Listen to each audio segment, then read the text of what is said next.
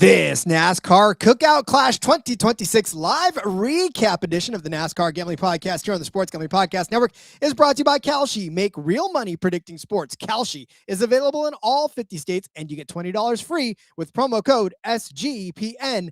That's Kalshi, promo code SGPN. Driver, start your engine!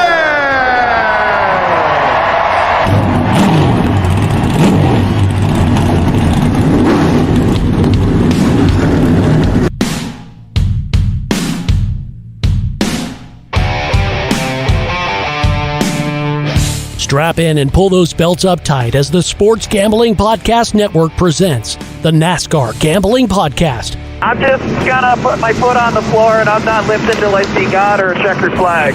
My man. With all the news and the best bets for your NASCAR weekend. We want to thank you tonight for these mighty machines that you brought before us. Thank you for the Dodges and the Toyotas. Thank you for the Fords. Lord, I want to thank you for my smoking hot wife tonight, Lisa. In Jesus' name, boogity, boogity, boogity. Now, here are your hosts, Rod Villagomez and Cody Zeeb.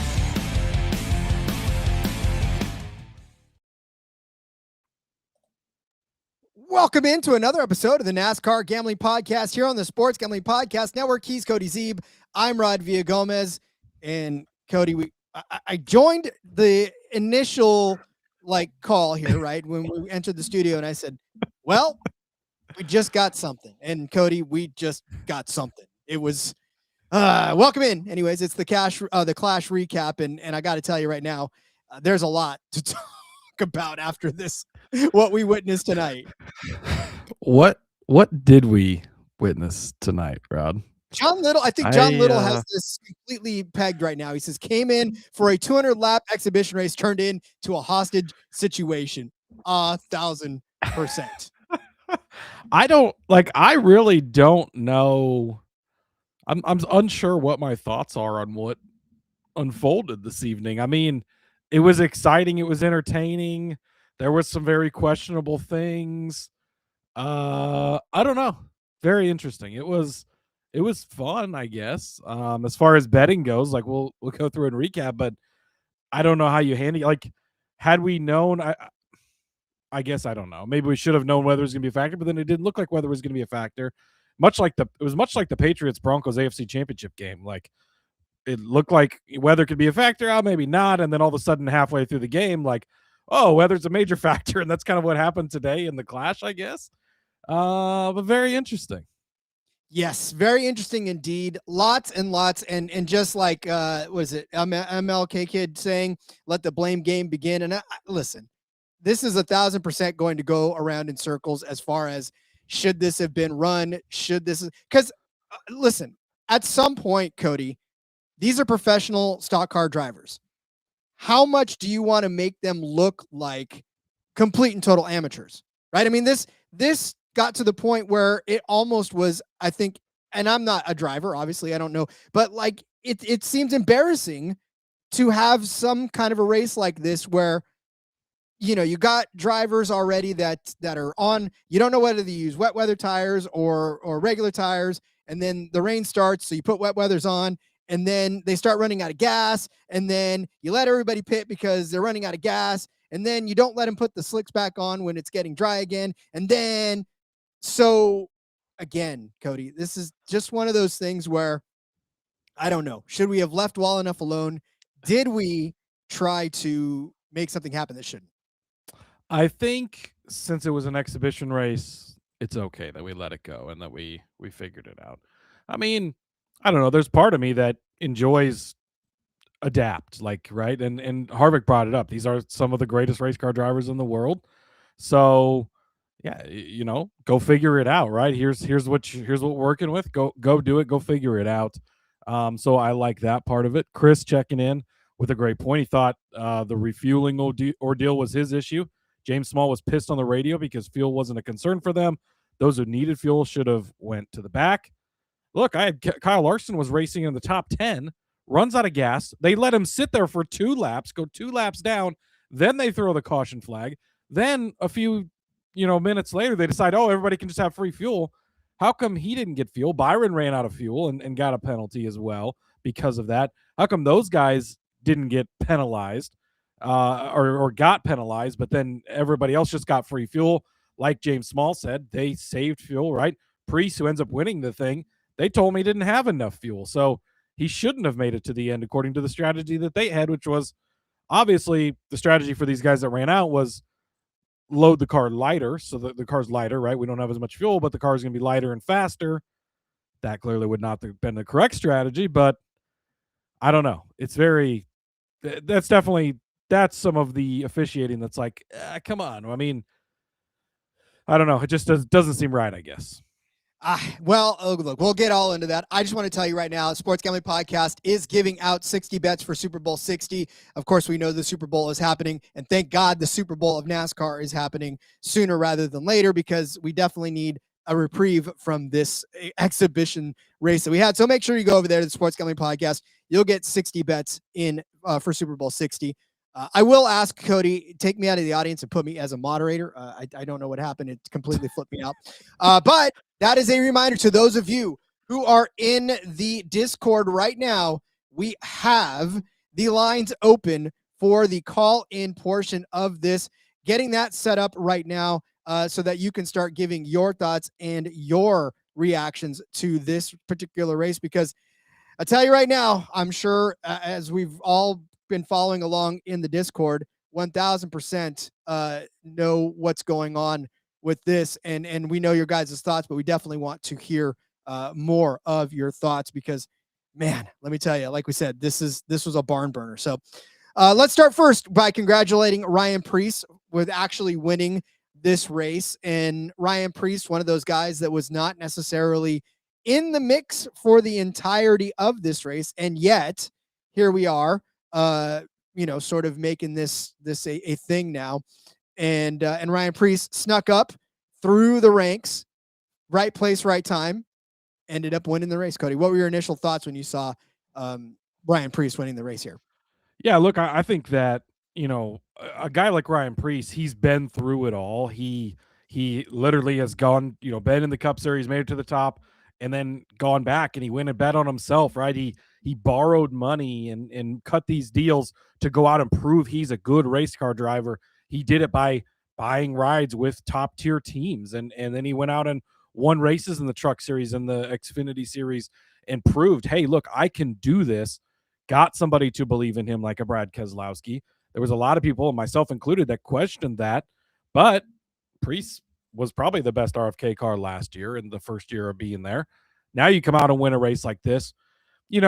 Obviously you can poke some holes in this. Was he probably the best car on the day? No. Was he the fastest car? No. Did he do what he needed to do to win? Yes. And as we'll say a million times, if you go out and win based on however the cards fall, however it works out, and you get the win, that's what we want, right? And that's what happened. And he earned it. He got it done. The emotions you could see obviously means a lot to him. It's not a it's not a career victory. It doesn't count in the win totals, right? But it's there. He got a win. He got to victory lane. He's tasted it now. He's a short track guy. I mean, this is a modified track, right? This is what he grew up doing and what got him to this point. So I think for him to see him get to do it, it's a great deal, and it's a great way to kick off the season for that 60 team. It is. And really just to outlast, and he did earn it on all those restarts. I will say that, because there were a ton of them there toward the end. And, we saw the likes of Hocevar and Gibbs get tossed and dumped on those restarts. We saw, Ryan Blaney muscle his way through on these restarts. So the restarts themselves, Daniel Suarez also in the mix at the end of that race too. I think to be able to outlast all those restarts is a credit to you being able to drive the short track style, and just to make sure that you were where you needed to be when you needed to be there was another huge thing. So, Corey Cleva saying, man, lost all my dough by betting on Briscoe top 5. I mean, it's so, good all day.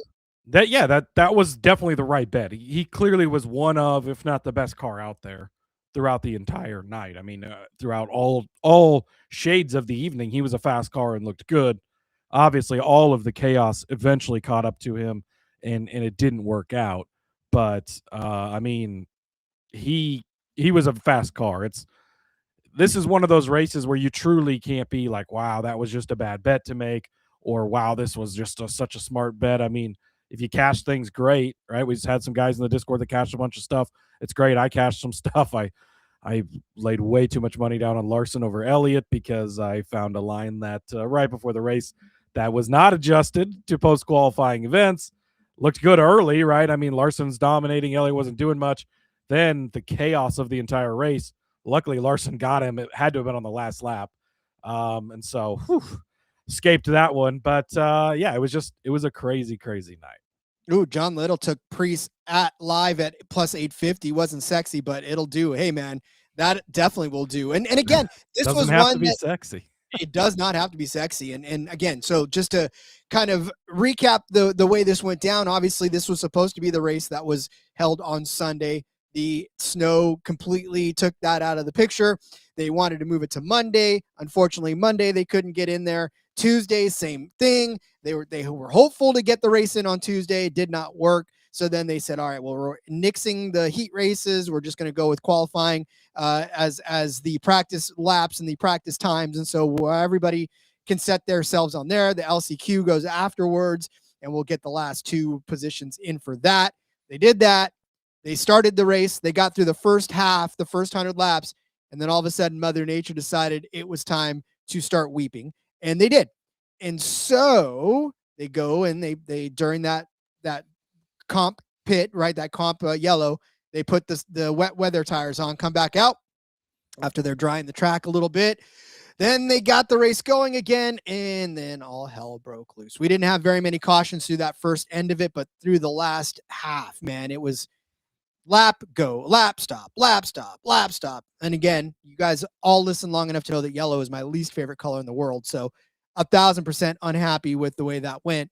But, I mean, look, they have obligations to get this race in.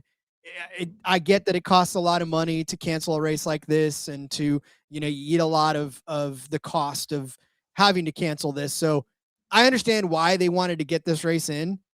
But then at the same time, what did you sacrifice to get it in, Yeah, absolutely. And like, don't have the race or have what we had tonight. I would take what we had tonight, right? It's obviously the better option. And sometimes things are going to turn into shit shows. Sometimes it's going to just be chaotic. And that's kind of just how it goes. So as unfortunate as it sort of is, we still got a race. It was better than nothing. I'll take that any day. I'll take any type of racing over no racing, for sure. So, and I think we saw a lot of things. I think we learned some stuff tonight about some guys. I think we saw what some guys might have in them. Carson Hocevar, Ty Gibbs running up front a lot tonight, Rod. So I think that's very, very notable going into this weekend. Connor Zilich, I think, was super impressive. And I think that once the wet weather tires got on, he seemed to gain maybe more of an advantage than anyone. SVG certainly had quite a bit of an advantage with that as well.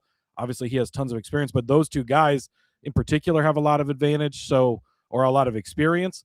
So maybe as we go down the road throughout this year and we end up in races where we have to the wet weather tires on ovals, maybe we immediately turn our attention to SVG and Connor Zilich, and okay, they've got a leg up here. So that's one of those things I think we could take from this that says, hey, maybe these guys are going to have an advantage if we get put in these situations.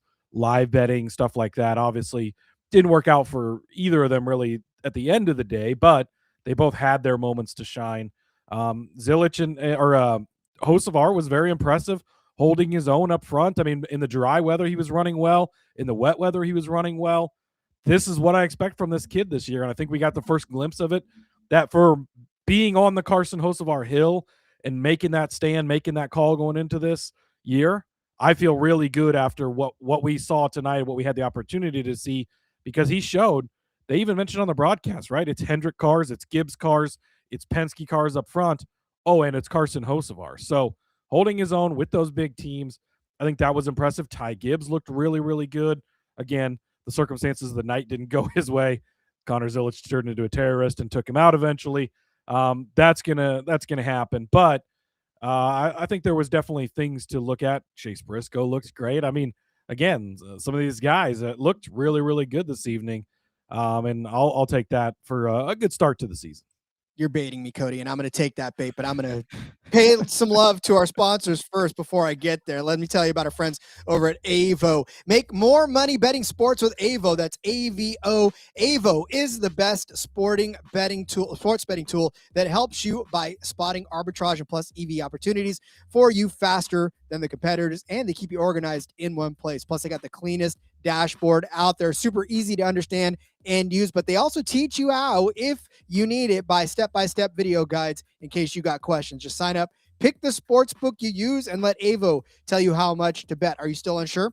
Check out their free Discord at Avo Official. That's AVO Official. See the success people are having for themselves. Get started now at avo.bet. Use promo code SGPN for $18 off. That's avo.bet, promo code SGPN for $18 off. How about Kalshi? It's a real money prediction market, legal in all 50 states. Kalshi has a ton of trading options for the big game, including sides, totals, props, halftime performance, and more. Besides sports, they got tons of other markets, including politics, entertainment. Hell, you can even trade on the weather with Kalshi. You literally can pretty much trade on anything.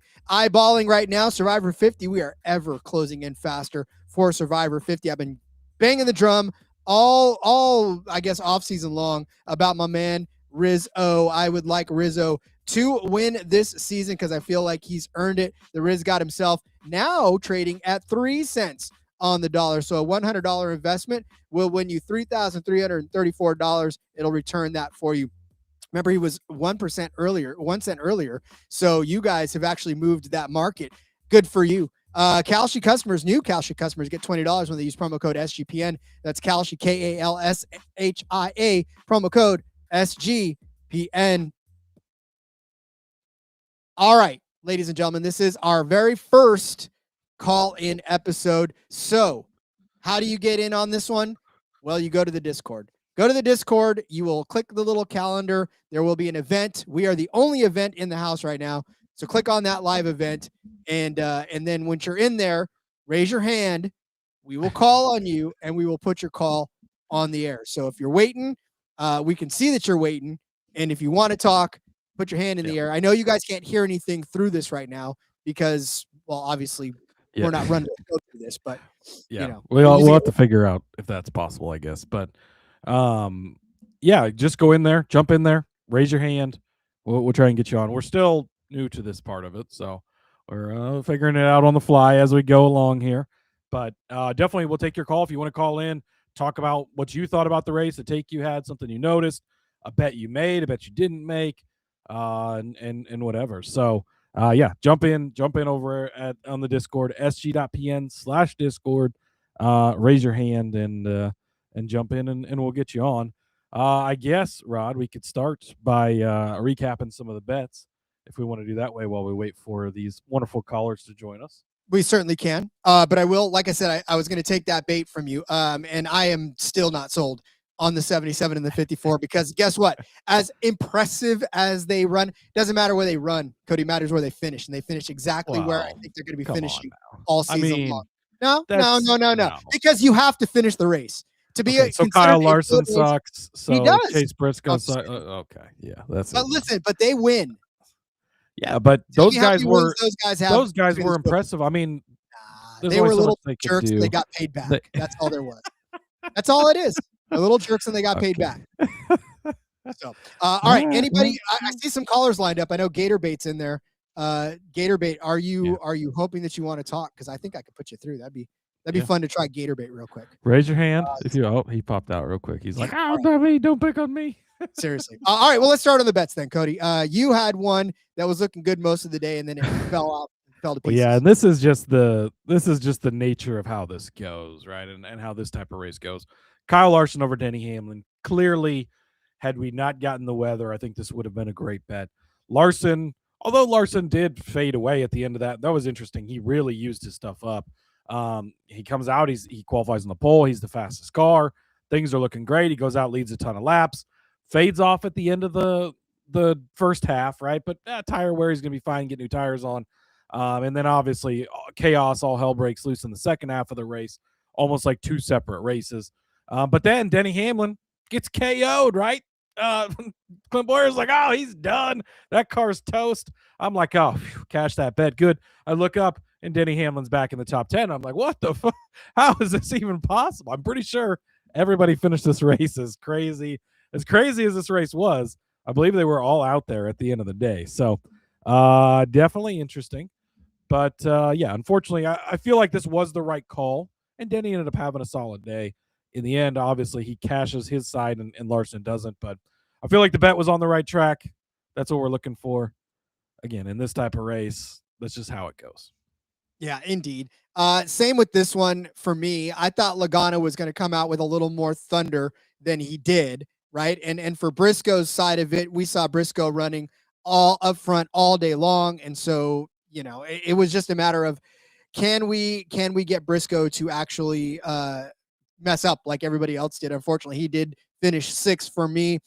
Joey Logano got caught up in all the bumping and banging and side swiping and everything, and he ended up finishing in 11th. I mean, it was respectable, but Logano never really had the day that I expected Logano to have. He got in a lot of people's way is really what ended up happening at the end of it, because there was just so many people that were beating and banging off of Joey Logano, up to and including his teammate, that I don't think there was any chance he had a chance to be up front. So, I mean, give it to Briscoe.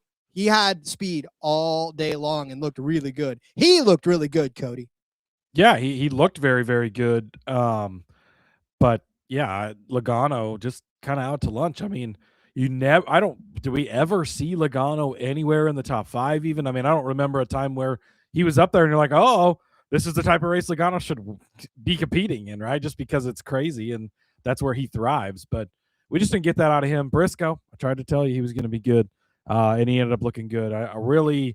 Briscoe, probably the best car on the night in an overall sense throughout both halves of the race and through the entire thing, always kind of with a chance there.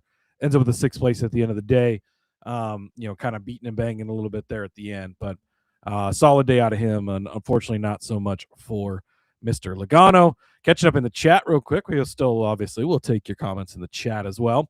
Undead Ronan 23 checking in. I don't think I've seen you before, so welcome into the show. Glad to see you. I think tonight was a showcase for Trackhouse. SVG showed he's not just great at road courses. His car control is on point. Zilich looked like a natural. Big props to SVG. Look, it looked like we were going to get an SVG oval win, and it was like, oh boy, here we go, right? So this is what we saw coming. We knew that he was going to be improved. We saw the improvement at the end of last year. We expected that he put an offseason into prepping on the ovals. Obviously, the wet weather helps him a little, but even before the wet weather, he was doing well. I believe he was in the top 10 at the halfway point. So things were going really well for SVG on the whole night. We already kind of talked about Zilich as well. I'm not sold that he's going to be a great rookie all of a sudden, but he put together a solid night. So that's a point in the Zilich column. So we'll definitely give him that. Chastain, notably the missing guy. I don't really remember seeing much of Chastain kind of throughout the evening, but all 3 of their drivers did make the race without having to go through the LCQ or take the provisional. So definitely big for the team. And yeah, I think that there's going to be a lot of positives coming out of Trackhouse this year. Yeah, and see, now this is where for me, right, I will give SVG the credit that is, because he's not the oval racer, right? I know we're heaping all this praise on the 54 and the 77, but they should be good at that type of a race. SVG came in and actually made himself known. And like you said, Cody, we've been anticipating him to get better on the ovals. And guess what? He's getting better on the ovals. And this proved that he wasn't going to, well, first and foremost, I feel like this proved that he wasn't going to take anything from anybody, right? He was going to stand up for himself on the track. He wasn't going to get pushed around. He wasn't going to get bullied. I know that Daniel Suarez was making some enemies, an enemies list like Arya Stark was on Game of Thrones, right? He was just clicking off names that he was going to take out in that race. But, you know, SVG ran a good oval race. And I feel like I'm definitely higher on him now than I was going into it. So, yeah, I mean, I think that he's going to be a guy to watch. I hope that the books don't overcorrect as we get to places like Phoenix and everything after we get through, the super speedways and Coda at the beginning of the year. We start to get into these because he's a guy that I'm going to be targeting as a longer shot top 10. We start getting to ovals because I think we're going to see ovals from him. Caesar checking in says, I hope I see Bowman at Vegas so I can give him a knuckle sandwich for selling my underdog lineup. Yeah, that's unfortunate. Sorry about that, buddy. it is. Gatorbait said, hey, the 91 bets in 91 days bet hit today, Rod. That was actually taking a book out of your next bet, which was Ryan Blaney over Chase Elliott. I gave that one out this morning after kind of looking at things and figuring everything out.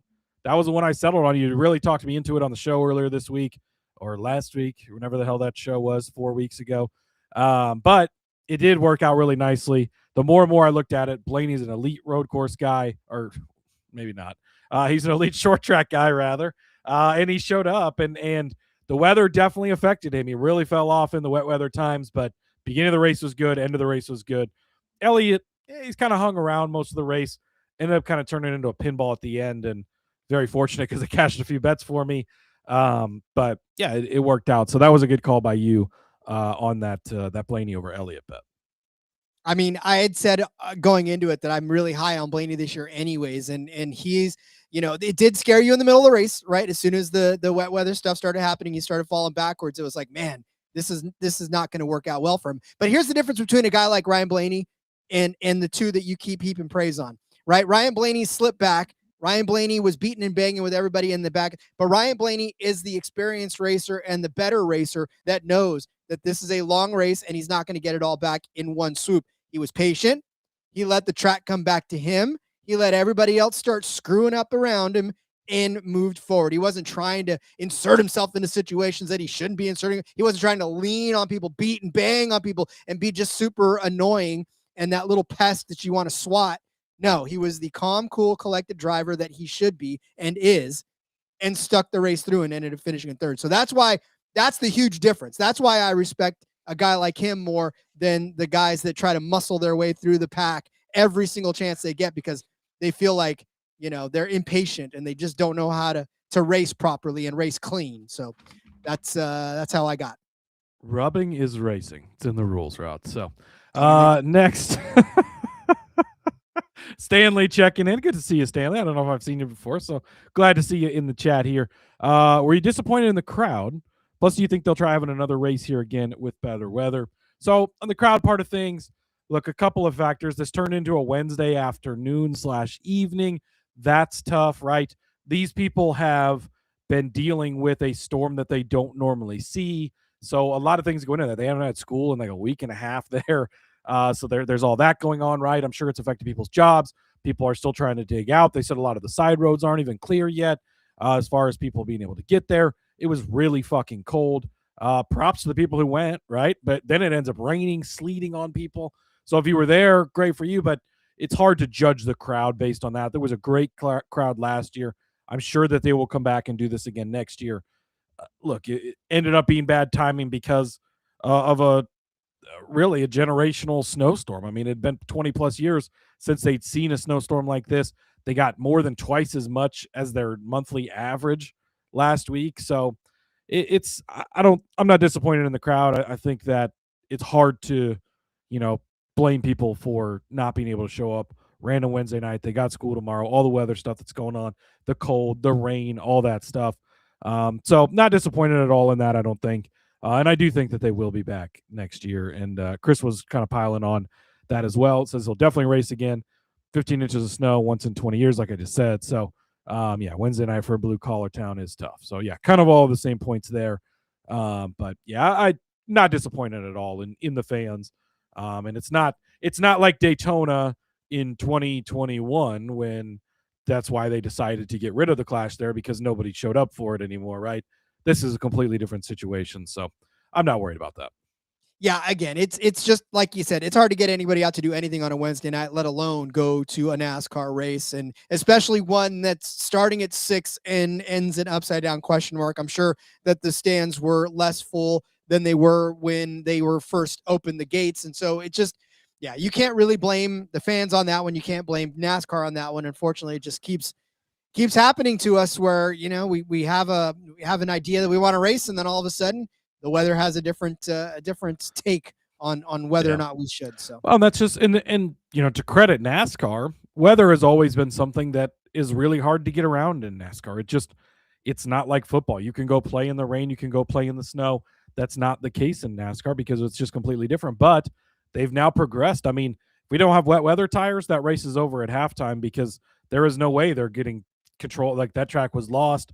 They're not going to get back into it after all the rain, after all the sleet. But now with the Goodyear stepping in and having these wet weather tires and then progressing as far as they have, we were not only able to race in the wet conditions, but it was raining a little bit and they were still able to race. And that they would have called the race. It made it to halfway. That would have been it. I think actually Ty Gibbs would have been your winner. So then Rod would have really had nothing to say. But it is good that we've gotten this far where they are able to go out and race in wet conditions and stuff like that. So, it's just kind of how it goes. It is how it goes. And I am, like I said, like you said, I'm glad that they didn't end that at halftime because I would have 1000% thrown bricks through my window and that would not have been it. So, I just like when they were qualifying and Mike Joy goes, Carson Hocevar, Ty Gibbs locked into the main event. I was just like, oh, that's got to be just like nails on a chalkboard to Rod. Well, and it's funny because in Discord, when the caution came out that took both the 77 and the 54 out, because I was just complaining that yellow was my least favorite color, and then I was like, best caution ever, and after that, somebody was like, yeah, Rod, we thought you'd like that, and I was like, all right, yellow, we're cool, we're all right now. Yeah, absolutely. Boy, Yep, we lost Cody's audio or video. I can still hear you. Weird. I just can't see you anymore. Crazy. Where'd my video go? Okay. Well, do we have a commercial to get to? Let's take a break while Cody is out. Frank the Tank, I see you in the Discord. We will make sure to get back to you after this. But first, let me tell you about our friends over at Underdog Fantasy. Underdog has you covered for the big game. Choose a player and reveal whether you've unlocked a gimme pick followed by a boost builder tied to the big game. Underdog is celebrating by hooking up players with bigger boosts. Just submit a boosted entry to unlock an even bigger boost on the next one, all the way up to 60%. Looking at Stephon Diggs for the big game that's happening this weekend. I'm going to look at his receiving yards total. His projection is set at 44.5. Give me the lower then. I get it. I know Stephon Diggs, huge player on this team, but he hasn't had more than 44 receiving yards since the Jets game back in late December. Since then, 43-16, 40-17. Yes, it's a great weapon for the Patriots to have, but no, they don't necessarily need to use them because they'll probably be running up and down, trying to use Ramondre Stevenson more than anything. So give me Stephon Diggs lower than 44.5 receiving yards. Underdog's got a brand new offer for customers. Play just $5 and get $75 in bonus funds when you sign up with our promo code RACESGPN. Let's talk about Rhythm. Rhythm's crushed NFL this season, especially on props. Last season, they were even better in the playoffs. How about a 22-12 reception props record? How about 6-1 on passing TDs? How about 2-0 on interception props? I don't care if it's only 2. A perfect record is impressive. Super easy to sign up, run predictions off the house model, or make your own and play with the sliders. Looking to go premium? Use promo code SGPN25 when you download the Rhythm app for 25% off of your first month. Download Rhythm. Use promo code SGPN25.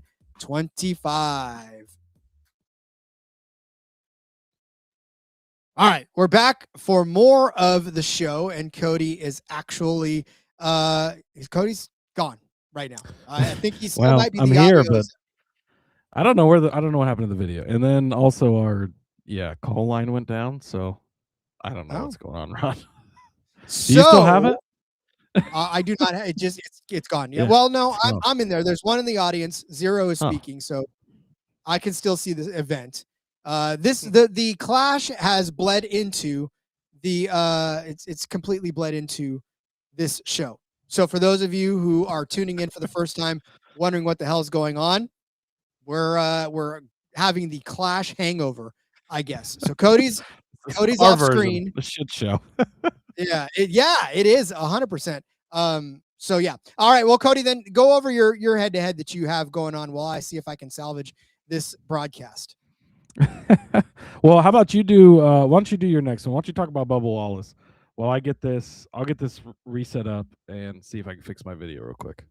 All right, no worries. All right, so I had Bubba Wallace as a top 3 car plus 750. Here's the thing, right? And now that Cody's completely gone, I can sit here and dump all over his Carson Hocevar and Ty Gibbs. Oh, but he looks so impressive. Whatever. Bubba Wallace, same picture, right? Bubba Wallace was running in the top 7 for a better part of the middle part of the race. Unfortunately, he got caught up in nonsense as well, shuffled to the back, and didn't get to see a top 3 finish. But at plus 750, right? This is why we did the whole NASCAR betting 101 type of a thing, because you identify the long shots that you are actually trying to see have a chance, right? And when a guy is running in the top 7, right, top 6, and in the top 5 at some point, then that means that they have a pretty valid shot at a top 3. So that at plus 750, all he had to do was kind of hang tight a little bit and be able to get there. And so it didn't happen. It should have happened. I felt like Bubba had a pretty strong car for the most part, but he did get kind of tossed around a little bit too much. And it, it sucked. It sucked to watch that happen. Bubba Wallace was running pretty solid for the most part. And I feel like he's going to be good this year. Like I said before, like I was saying all offseason, he's going to be good this year. And so we're going to watch him continue to get better. Tonight was just sort of a rough go for him, much like it's a rough go for this show tonight. And John Little saying the podcast turning into a Bowman Gray. Brother, you aren't lying. All right. I fixed the video, and I think go ahead and accept my invite to speak, Rod, in the thing. And then we're going to try and bring JDK on here and see if this thing works. All right, JDK's got his hand raised. Here we go, JDK. I'm going to invite you to the stage to speak. Can I invite you to you'll speak? just have to. Well, I probably can. You'll have to. to. Here, invite to speak. There we go. You've been invited, JDK. Make sure you unmute yourself, and let's see if we can hear you. All right, JDK is calling long time, first time. JDK, what did you think about the race? I know you got plenty of thoughts. Are you speaking, JDK? Gentlemen? Oh, there you are. Oh, it worked, Rod. Let's go. First ever caller on the NASCAR Gambling Podcast. Long time listener, Discord legend. Can you hear us, JDK? That might be the issue. Is he might not be able to hear us. He might have to just start talking. Well, how about you do? Why don't you do your next one? Why don't you talk about? All right, fix the video. Go ahead and accept my. What is it? What? I don't know what's going on. I think it's playing back some of the show now, Rod. Oh man! See, this is the first time we're doing this, so yeah. He might have to just start talking. But you do your next one. Why don't you talk about? Oh, actually, that might be JDK. Can you guys hear me? Yes. Yes. Anyone? Okay, so here's the thing, guys. Listen, we're not running this through the Discord, so you'll have to start talking. And I don't know how much of a delay. I guess this is the bugs that we have to work out. So we have to figure out how to make this go through as well to the Discord and then to us, because right now, hello, there's JDK. Yeah. See, we're on a delay. Yeah. Horrible radio. That's we'll have to get Kramer to help us troubleshoot that part. But yeah, I think we will. All right. Well, Cody, go over your next bet. We'll figure this out. All right, Rod. While we figure it out, I had Ross Chastain over Tyler Reddick. Did Ross Chastain make the main event? I am completely unsure. I don't remember seeing. I know that he made it, by the way, but I just don't remember seeing him in the race at all. I mean, he ended up with a 9th place finish, So fine. And he cashed this bet, which I'm just now learning for the first time. But I just don't even remember Ross Chastain in this race. He was so extremely quiet, especially as much as we saw both of his teammates doing well in SVG and Zilich, as we kind of talked about earlier. But he just solid day, I guess. He put it together. I have no other thoughts on Chastain because I don't even remember seeing him throughout the day. So just he showed up and did what he did. And Tyler Reddick, I know that there was some talk. The experts suck saying, "Oh, he's the same old Reddick as last year." Short track Reddick. I warned you guys about this. Don't judge Reddick on a short track to open the season. This is what we thought was going to happen. It's what happened. I mean, I'll take credit for it because of cash, but again, just the way this night went, it was kind of crazy. Reddick, we at least saw throughout points of the night, ended up with a pretty banged up race car at the end of the day. So there's that. But at least we cashed this one, so I'll take it. Chastain over Reddick, -110. Put in the win column. Indeed. All right, let's try this. I'm going to try Frank the Tank. I'm going to try to bring Frank the Tank in to speak. I'm going to invite him in. Frank the Tank, you are now invited to speak. First and foremost, Frank, can you hear me? I'm thinking he can't hear me. Invite sent. He's not picking up the invite. So this has been fun. This is why we're doing this test run before Daytona, ladies and gentlemen, just so you know. And JDK, I know you can't hear on the other end. This is the one we were using for a test. So if you're listening to this on the podcast, we're sorry. Yeah. Horrible audio. We're trying this is part of it is we've not done this before. They obviously do it on the main show. Kramer kind of gave us a run through, but we have to figure it out on our end of things. But it's going to be a thing throughout the season. We're doing the recap shows. We want you guys to be able to call in and share your stuff. We'll have this fixed by the time we do the Daytona 500 recap. Some potential we'll get with Kramer here. Maybe Friday's episode, which is going to be our Cup Series predictions. We're going to give out our chase drivers, and we're going to give out our favorite futures for that. We might try and open that one up to you guys to call in and give your predictions. Give us another test run at this. So I know it's not great podcasting, but it's going to be a really fun thing this season. We just have to kind of figure out all the back end stuff, get it set up. If it was just as easy as flipping a switch and, we could have callers, we would have done this 600 episodes ago. But, it's not that easy. So we'll get it figured out. We want to be able to interact with you guys. We want to be able to take your calls. So just hang tight with us. We appreciate it. But it's going to be a really fun season on these recap shows. We're breaking new ground, ladies and gentlemen, in the NASCAR Gambling Podcast. As far as I know, Rod, all of the many shows on the SGPN network, besides the Sports Gambling Podcast, none of the other ones have taken calls yet. So it is a little bit groundbreaking.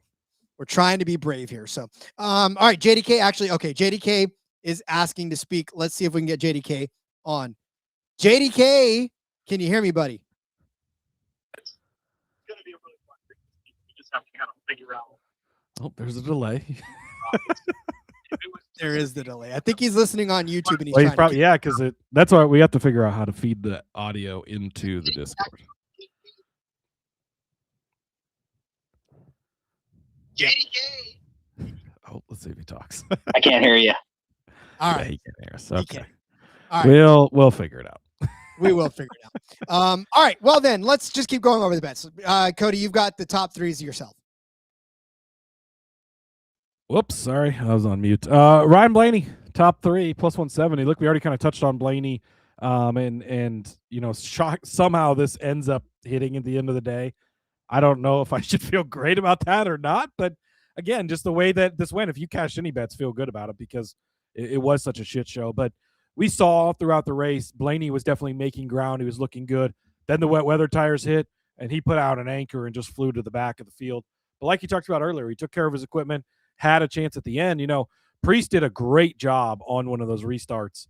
I think it was the final restart where he really squeezed Blaney down. I mean, they brought it up on the broadcast. They were touching. There was tire smoke there because he was shoving Blaney down and just got such a good restart on him. But Blaney was right there on the front row in that final restart, so he definitely had a chance to win this race.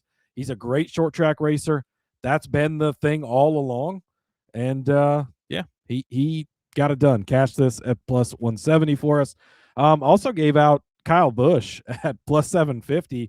And, had we known this was the way the race was going to go, we would have taken a lot more long shots like this. even though it ended up, I mean, Preece was kind of the outlier, although looking back, we probably should have looked at him a little more just because he is a short track modified guy. But Byron and Blaney, very chalky, rest of your top three at least. But Kyle had a chance. Busch had a chance. He ended up one of those final wrecks. He got turned around, but he was up there in the mix at one point, like most of the drivers were. So I guess we'll take that. I'd probably never a real threat to cash this bet in all honesty, but maybe it'll still be the year of Kyle Busch. It's going to have to pick up, I guess, in the first actual race of the season, because if not, it's going to be a very long season for Kyle Busch. All right, I had two car number bets. One cashed, one didn't. The one that did not cash was the 0 through 8 winning car number.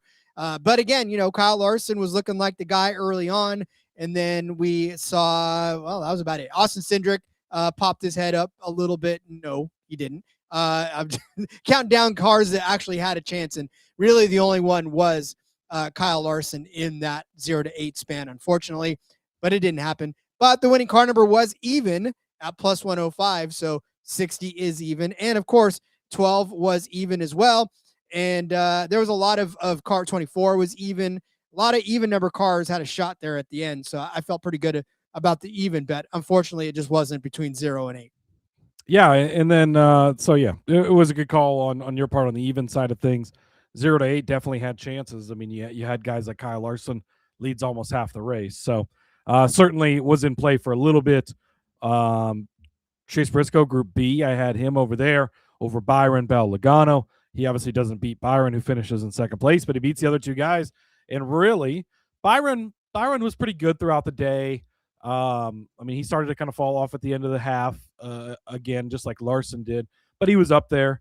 I still think Briscoe probably the best car on the day overall. So getting him as the longest shot in this group, Bell, very shockingly, sorry, Marcus, but Bell wasn't really in the mix much. And that was kind of interesting. Short, flat track. He came out and was very fast in practice. And so you're like, okay, this is kind of to be expected. But then in the race, we just didn't see a lot of Christopher Bell, which was kind of interesting because I thought we would see more. Logano, we talked about it already, just out to lunch all day. So I feel like this was a good bet in principle. He had a pretty good shot. It really came down to just him and Byron. Byron obviously went out, so we don't cash the bet. But one I would definitely look at again, especially if you're getting Briscoe against these guys in, as the longest shot in this group. Yeah, and again, when you were talking about the group bettings in this one, it's 10 one way, 9 the other. You don't know, and we saw, like we said, there was people that were winning groups, and then one quick spin around, and all of a sudden that doesn't, right? Larson gets turned around. He's not winning his group anymore. Almost worse than super speedway racing, like at the end, where it's just like, from 1 second, you just go from crazy good to crazy bad, and just kind of how it goes. I also had Toyota as the winning manufacturer. This looked pretty good. You end up with 5 Toyotas in the top 7 starting spots. Chevy sweeps the front row, and then it's just 5 Toyotas lined up behind them. So you're thinking, okay, we've got some guys in the mix here, certainly. Briscoe's we've talked about, very good on the day. Outside of Briscoe, though, I don't know. Bubba was up there for a little bit before he got wrecked. Gibbs, obviously. Gibbs was probably the next best guy, as much as Rod doesn't want to give him any credit.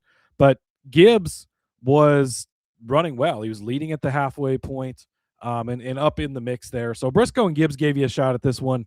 Didn't get what you thought you'd get out of Bell. Hamlin was so-so, but I kind of expected that. Reddick, Bubba, not really in the mix. So, yeah, I don't know.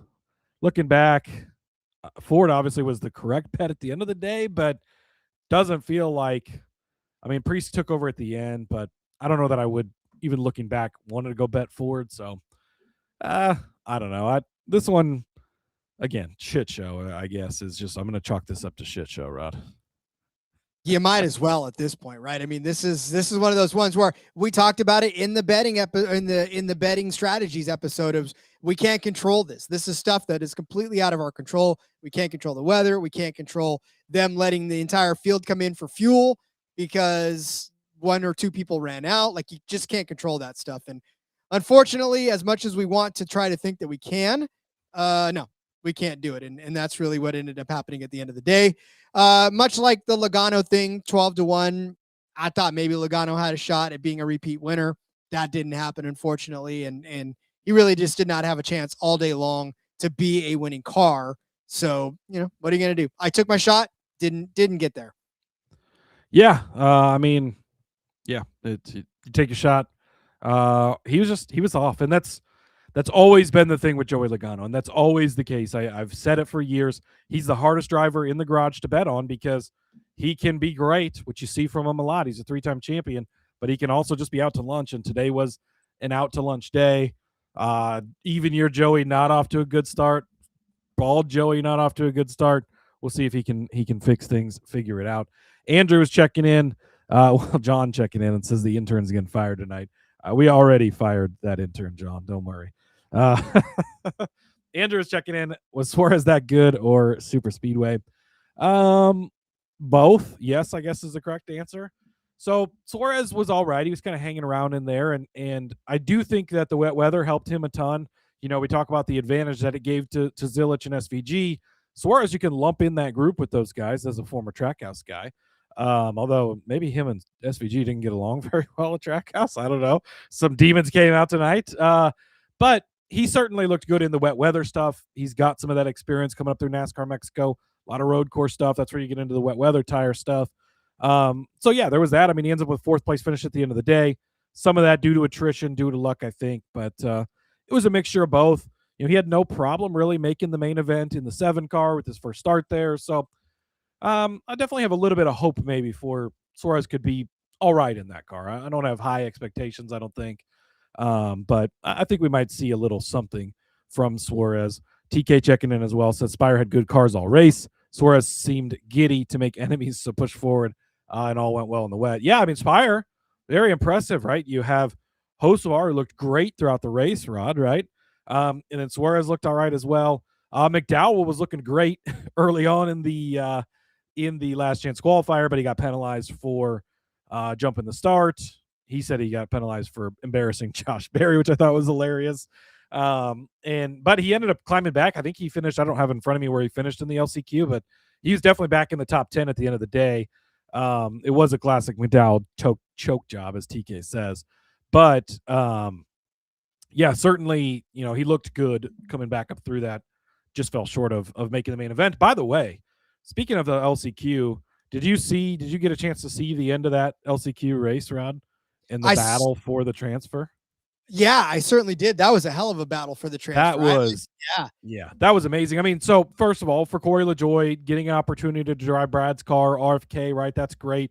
For him to go out and show that he can race like that was great against the Penske car was amazing. The way him and Cindric raced each other, that was the most clean racing you're ever going to. That place is called the Madhouse, and that was the cleanest, greatest battle we've seen.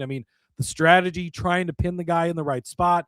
I think LaJoie had him until AJ just, for whatever reason, decided to shove Cindric through right as they came to the line there, and Cindric got it. But that was great racing. That LCQ really did provide a lot of good racing, which I thought was interesting. My outrights, I had Larson at 8-1. Look, if you tell me going back to the beginning of the week, Larson's going to start on the pole in this race, he's going to lead almost 100 laps, and you get him at 8-1, sign me up 10 ways to Sunday. I actually, luckily, although it didn't work out, maybe it wasn't that lucky, but there was still 8-1 hanging around after qualifying, and I doubled down. I got some more of it. I felt really good about that.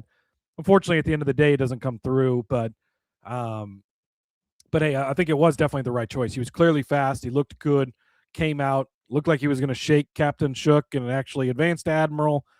Turned out he was still Captain Shook. But Chase Briscoe at 10-1, I think, was a great bet as well. We've talked multiple times. I think he was the best car on the day. If you tell me I get the best car at 10-1 and the other best car at 8-1, I'll take those bets all over again. So I think those were, again, they don't cash, but just because of bet, this is why I'm so happy to have this recap show back. Just because a bet doesn't cash doesn't make it a bad bet. These were both very good bets. They were on the right track. Weather really played a big factor in probably the main reason I think that one of these two guys didn't cash for us. But we were on the right track. It was a good start. The Kyle Busch thing on 40-1, had we known this was going to be the race, we'd have sprinkled a lot more long shots. So good to always have a bullet in the chamber. It was the wrong bullet, but that's what it is. 1,000% the wrong bullet, but that's all right. Listen, again, this race really just turned into the battle of, I know they said it in the broadcast, attrition, but it literally is just the battle of who could hang on the longest to the most worst conditions that you could possibly throw at everybody. So 1,000% unhappy with the way that it ended up turning out as far as the overall ending of it and the way it all turned out. But let's not make this to where I was unhappy that there was a race. I was totally happy there was a race. I was totally happy there was something that was going on and that we could watch these cars go around the track. I kind of want them to rethink this whole chase thing again and find another way to do it, because this has been fun. This has been all right, but there's proven to be way more headaches than there are good things about it anymore. Yeah, I don't know. It's unfortunate the bad luck we've had, because I think we've had a couple of great ideas. The Coliseum was great. I mean, the first year at the Coliseum was absolutely electric. The second year was a little less great. And then we end up with the flood race. They have to move everything up. That kind of sucked. And then we go, to Bowman Gray, and last year was great. I think we got a really good race out of it. The crowd was great. Everything was great. This year you're affected by weather. So that makes 2 of the 5 years now that we've moved away from Daytona, where it's not really worked out well because of weather stuff. But it also snowed in Daytona last week. So there's that part of things. There's a hurricane coming next week, Rod, which we'll talk about later. Not just Hocevar, but an actual hurricane. But yeah, so I don't know. It's been unfortunate, and I hope we get more chances, but I also wouldn't be opposed to going back to Daytona. I was trying to remember who it was. Maybe it was Dorval and Clear, where they were talking about just go back to Daytona, do the 20 laps, make it just the pole winners like it used to be. Those were some pretty exciting and fun races. Maybe we're just overthinking it too much, like you said. Maybe we need to dumb it down and go back to the basics, which NASCAR's been doing more lately. But if they do that, people have to show up, because nobody was showing up at Daytona, and that's why they left, right? So, and the teams don't want to tear up cars, which is going to happen in those types of races. So, I don't know. We'll have to kind of see how it goes. Corey checking in says it's going to be on Corey LaJoie for Daytona. I did find my way to the casino today, Rod. I placed that Jack Westover bet, first touchdown, along with the Daytona 500 Corey LaJoie parlay.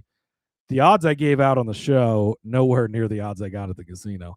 I got plus 117,800. So a $10 bet will pay me $11,790. So the books let you put that bet in? I know. Because I did it, like, they have a little app where you can build it on the phone before you go, and it wouldn't compete. Like, it was letting me do it, but it wouldn't compute the odds. So I was like, there's no way they're going to accept it. And I put it on the kiosk, and I click place bet, and it goes accepted. And I was just like, print bet. Like, holy shit, they let me do this.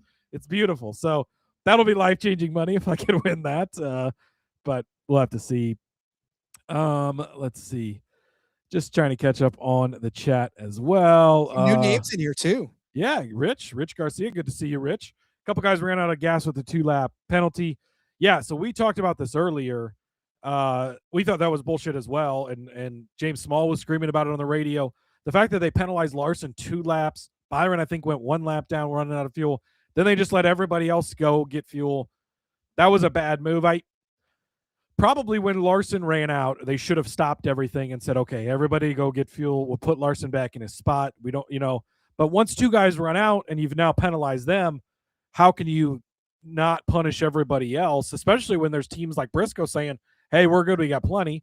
Preece's team was on there saying we don't have enough. So I do agree with you, Rich, that was kind of bullshit and unfortunate that happened. I wonder, Cody, if the whole race complexion would have changed, because we ran almost like 400 laps of a race, right? I mean, I exaggerate, but I think we actually got 500. It was the Clash 500.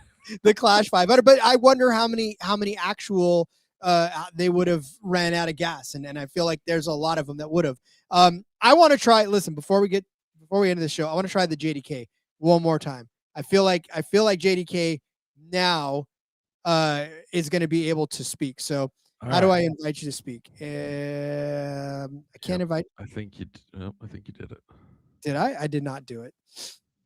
How do you do it, Cody? How do you? He's been invited. Go ahead and accept JDK and speak away. See if you'll be able to hear us this time. He's jumped in there. Can you hear us, JDK? I'm going to unmute him, and then we're going to go from there. JDK, what you got, buddy? Boys, can you hear me? Absolutely can hear you. Can you hear us? I can hear you if you can hear me. Let's Beautiful. fucking go. But we fixed it. An hour in and we got it. JDK, welcome to the NASCAR Gambling Podcast. Great to hear your voice, buddy. What's going on?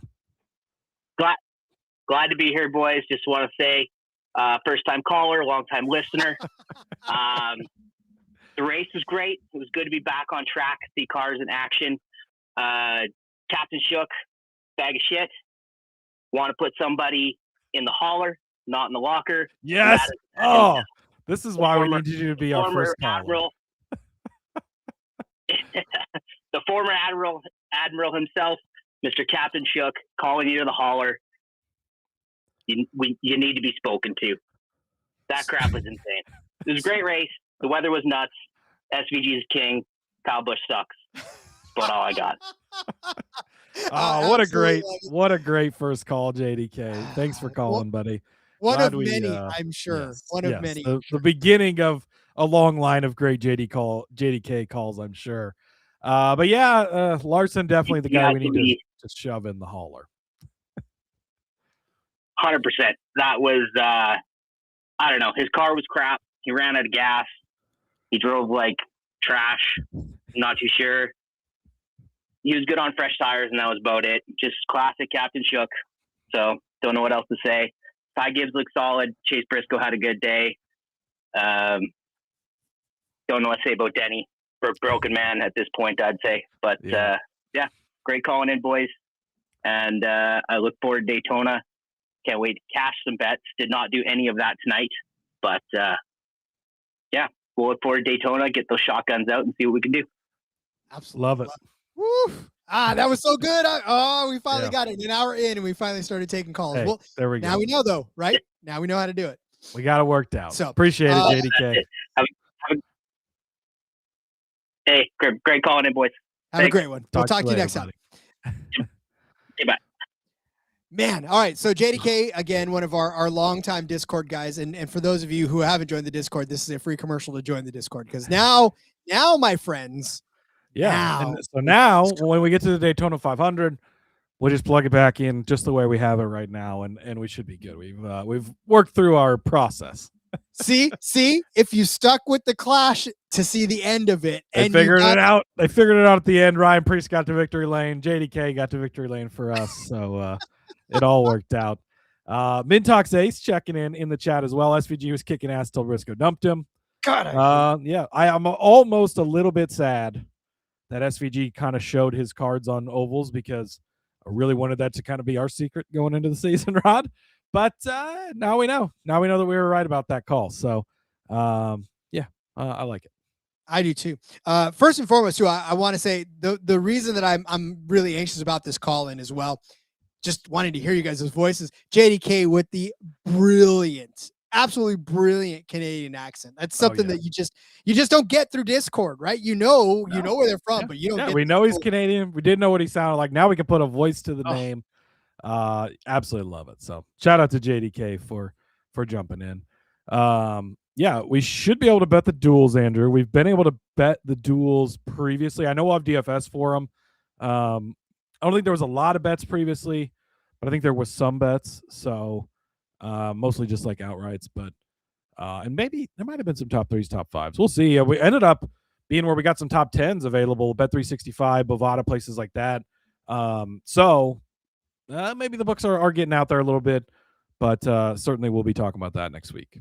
We certainly will be talking about that next week, but that's next week. We have shows to finish up for this week, Cody. We've still got a couple more to go. Obviously, the recap for this one got shifted just as much as everybody else did, but we got more shows to go this week. Yeah, absolutely. We tomorrow we'll be back on what is tomorrow? Thursday. Tomorrow's Thursday. We'll be back on Thursday. We're going to wrap the Truck Series and the O'Reilly Series into one episode. We are going to give you our chase picks for both series. So we'll give you our 9 drivers in trucks and 12 in O'Reilly, I believe. Whatever the number is, we'll give you our chase drivers who we have making it. There is also a limited edition, limited amount of futures bets out there which we haven't had a chance to talk about yet because they just posted. So we'll give you a couple of our favorites from each of those series. That'll be on tomorrow's episode. Then we're going to come back with a fourth show for the week on Friday. Wrap it up, final Cup Series predictions. We're going to give you our champions. We're going to give you our favorite futures bets for the Cup Series, boiling it down. And we are going to pick our 16 drivers for the inaugural, comma-ish, question mark, chase, the new 16-team chase. We're going to give you our predictions, which drivers make the chase. I got a couple in there that you might see coming, or maybe you don't see coming. You should probably see them coming. But, yeah, it's going to be fun. It will indeed. All right. So then in the meantime, Cody, and by the way, for those of you who made it this long into the episode and stuck with us through all of our technical difficulties, we absolutely thank you so much for this because, again, I know it's a little bit jarring to listen to a show that's trying to muddle its way through, but hey, listen, we totally appreciate your patience through the whole thing. We got it figured out. So now we know we can take calls into the Daytona 500 recap show, and that will be a spectacular event. And yeah, we'll have a lot of fun doing that. If that LaJoy Westover bet hits, that show's going to be popping, Rod. That show will be all over the place. We'll have everybody calling in from all over the world. I'll be calling in from the casino, cashing in that ticket. Ugh, absolutely beautiful. All right, well then let's go ahead and wrap it up for tonight, and we'll tell everybody where they can find you outside of this world. Yeah. Follow me over on the X at Husker_Zeeb. You can find all my stuff over there. There is a lot of it, especially Super Bowl content, leaning into that. If you haven't, go back and listen to our last episode from yesterday, from I don't even know what day it is, from Tuesday, where we did talk about a little sneak peek at the Daytona 500, shared a couple of bets, but parlayed them with stuff from the Super Bowl this coming weekend. So that was a lot of fun to talk about the Super Bowl, the Patriots' upcoming victory, along with Carson Hocevar's upcoming victory in the Daytona 500. So yeah, that was a lot of fun. Join the Discord, sg.pn/Discord. We can now officially take your calls, which is going to be great going forward. So looking forward to it. And we'll see you guys tomorrow to put a bow on our final predictions for the Truck and O'Reilly series.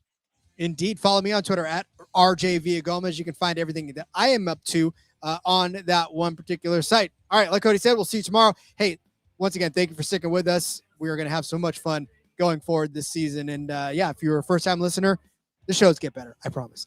So until then, let's make NASCAR betting fun again. Let's go racing and let it ride.